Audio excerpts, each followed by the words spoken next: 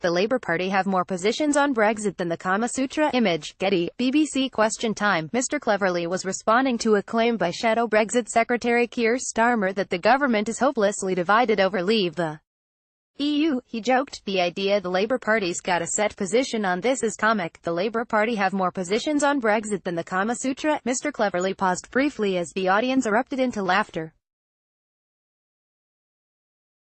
He continued, "If you push enough positions out there in the public domain, eventually you'll be able to point at one and say, look, that's what ultimately happened. The Labour Party is all over the place on this, as well as being a backbench MP." Mr. Cleverly is deputy chairman of the Conservative Party.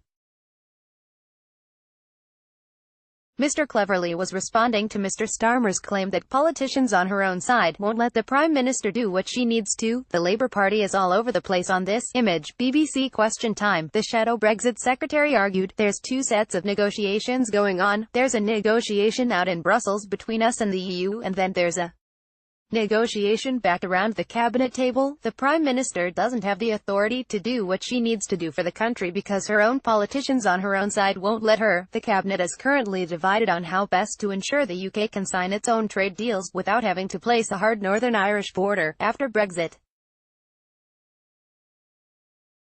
Mr. Cleverly also used his Question Time appearance to argue against a second Brexit vote. Image, BBC Question Time. EU leaders concluded earlier this week that there has been insufficient progress to hold a special Brexit summit next month.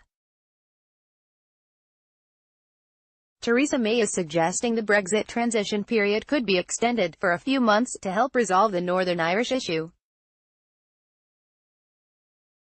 Mr. Cleverly also used his Question Time appearance to argue against a second Brexit vote. He said, "I think we'd all agree, irrespective of which side we were on, that the referendum campaign was very divisive. The idea another referendum would be good for bringing the country back together is bonkers beyond belief."